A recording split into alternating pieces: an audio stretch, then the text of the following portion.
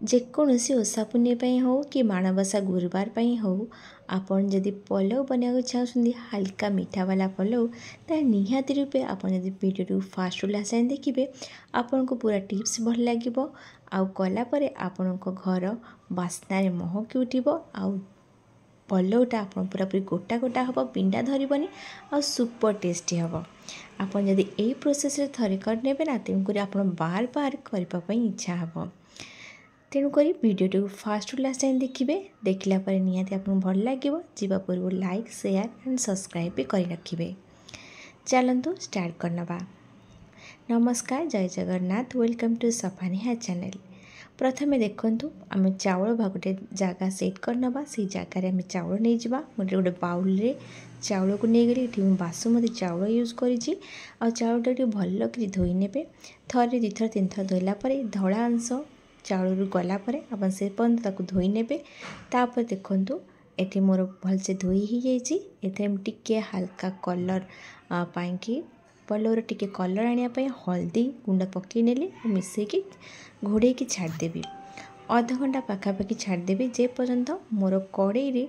जहाँ सब कर अच्छे से पर्यंत फास्ट मुझे चाउल को धोई नहीं घोड़े की छाड़ नेली तापर आम चल जावा मसला पाखु ये देखूँ ये सब ड्राए मसला नहीं तेजपत्र आमर जीरा डालचीन बड़ इलायची छोट इलायची स्टार मसला तापरे गोटा गोलमरिच जायफुल नहीं देखूँ तापर ये मोटे कड़े बसई नेली कड़े गरम है देसी घी गुआ घी मुझे जोड़ा कि बड़ स्पून ने पूरा पूरी फुल तापर ये देखूँ आम जहाँ सब ड्राए फुड व्यवहार करवा जमीक काजू प्रथम गोटे छोट बाउल रे फुल नहीं गली ताकू भल से भाजी नेबी पूरा हल्का ब्राउन कलर करला पर्यंत भाजी नेबी बहुत भाजी नेले आमर काजूर टेस्टा पड़ाई जाए आ पितुड़िया लगे से हल्का कलर है जाए आप भाजी ने तापर ये किसमिश में यूज कर किसमिश भी ये पकई नेबी घीरे आकु भी भलसे एपट सेपट करके भाजी नेबी जमती कि आपण देखुवे किसमिश भलसे फुली आसो कलर चेंज हो आप काढ़ी ने बेसी ताको भाजबेनी बेसी भाजिले किसमिश भी आमर पोड़ला टाइप पितुल टाइप लगे यही टाइप कलर हेले आपण काढ़ी ने तापर देखो से घीरे मुझे जहाँ सब ड्राए मसला रखी थी ये सब पकई नेबी पकईकि फुटे देवी जे पर्यंत देखिए गोटे बढ़िया बास्ना आसो हरी तापर कलर भी चेंज हो हल्का ब्राउन कलर हो से पर्यंत अपन सब ड्राई मसला को घीरे पकईकि भाजी ने तापर गोटे इंच पाखापाखि अदा को कोरे रखी थी सेठी मु अदा कोरा को देदेली अदा कोरा को भी एपट सेपट कर भाजी नेबी जमती कि अदार स्मेल जीवरी अदार कलर चेंज होमती कि हल्का ब्राउन कलर हो आसो जमती कि आपण मैंने देखुवे ये धीरे धीरे अदार कलर चेंज हो भलसे आमर मसलाटा भाजी हो सारी जो मसला भलसे भाजी होपर आप कौन करेंगे जो चाउल को आम बतुरई थे से चाउल को ये आम पकई नवा एथिपाई मु चाउल किसी कलर बा हल्दी देइथिली जदि कि हल्का गोटे कलर आसपरी हल्दी कलर जोटा कि आमर पलौ को बहुत कलरफुल करिवो सेथिपाई आपन जदि चाहिए देबे न चाहिए न दे पारंती तापर ये देखूँ मुझे तेल भाजी नेली माने घीर टे भाजी नेला ये मु लुण पकईदेली स्वाद अनुसार लुण देदेली आउटे आउटे भाजी नेबी जमी भाजीदेवी आमर चाउलटा टे भलसे मसला सहित घी सहित भाजी होपर ये मु कौन करी पानी दे नेबी पानी मु देवी जो थे मु चाउल को नहीं जो मापरे से ही मापरे जो कौन से माप आप नहीं तार 2 गुणा पानी देवे एठी मु गोटे बाउल देती से 2 बाउल पानी देदेली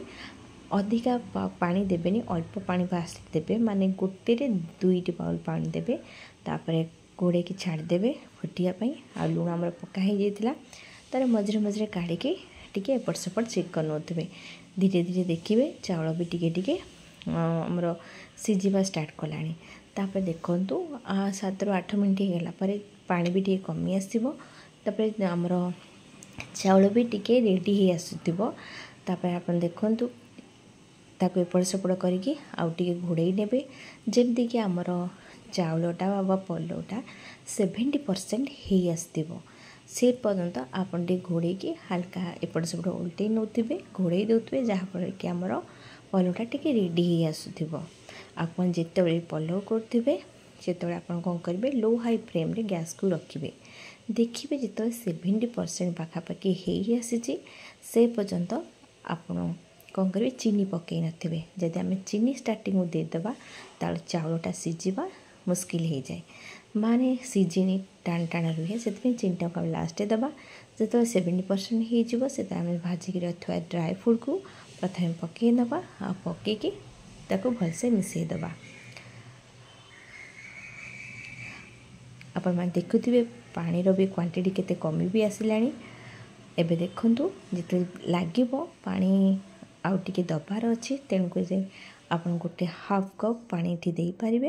यदि पानी ठीक ठाक अच्छी पानी न देगी सेठी आपन कोन करिवे चीनी दे देबे चीनी हम हल्का मीठा पई दउचे यदि बहुत मीठा पाको भल लागे बा आउ टिके अधिका मीठा भल लागे आपन चीनी रो क्वांटिटी कम अधिका करि पारिबे। तापर चीनी पकेला पर आउ गोटे कप पानी देसला पर मिसई देली ताको घोड़े की छाड़देली 5 मिनट पाखापाखि लो हाई फ्लेम रे रेडी होगा पाई। एबे देखुथिबे पानी भी केते हमर कमी गलानी आ शेष आड़िके मुझे चेरी यूज करी चेरी की पके के आउ गुड़े की मिसई देबी आउ खोलारे से लो हाई फ्लेम रे रखिदेबी आपको मु घोड़ेबी ना आम गोटे भल मसला प्रस्तुति करवा शेष में पकाइवाई आमर पलौ को पूरा टेस्टी करने आपन देखने बड़ इलायची छोट इलायची गुजराती डालचीनी ये सब को मु दर छेचा करनेली हाँ दर छेचा कर सारापर मुझे नहीं हम पलौ उपर पकईदेवी आ भल कि मिसईदेवी जहाँफल कि आपण पलौ बहुत टेस्टी हम आउ बास्नारे पूरा पूरी घर महक उठिब आउ खाइबा पूर्व तार बास्नार ही आपण पेट पूरी पलौर गोटे जिनस हूँ कौन ना तार बास्ना ही बहुत भल लगे जेहेतु देसी गुआ घी हुए आउ ड्राई मसला या हुए एटा देहपाई बहुत भल हवा सहित आर बास्ना बहुत भल होता है कलरफुल होता है छोट बड़ समस्ते खाइबा भल पाते आउ गोटे कथा मुझे आपको कही रखुच्छी शेष में आप जो मसलाटा देली निहाती रूपे से मसला पकेबे भाविबे गोटा मसला सब पकई तो टेस्ट भल आसो बास्ना बहुत भल आसो सतरे बहुत भल बास्ना हुए किंतु शेष में आम जो ड्राई माने मसला को आम छेचिकी पकाऊ ना पलाउर जो बास्नाटा ना आहरी माने अधिका बढ़ी जाए टेस्ट भी से अनुसार आहरी द्विगुणा बढ़ी जाए निहाती रूपे आप शेष से मसलाटा को पकातु आ पलाउ को बहुत सुपर टेस्टी करूँ आ माँ को पाखे भोग लगातु परिवार वर्ग समस्ते खुशी खातु आशा करुँची आपण मानू ये सब कर प्रोसेस भल लगी आपण मैंने कलर भी देखुवे केते सुंदर हल्का हल्दी कलर होती आ सहित ड्राई फ्रूट जो कलर से बहुत भल लगुच आवा पूर्व निहाती रूपे मोर चैनल को जदि प्रथम थर आछंती सब्सक्राइब कर दिंतु वीडियो को निहाती रूपे लाइक करूँ जदि चाहूँगी आउ का सहित शेयर करने तो निहाती रूपे शेयर करूँ वीडियो टी फास्ट लास्ट देखी अशेष अशेष धन्यवाद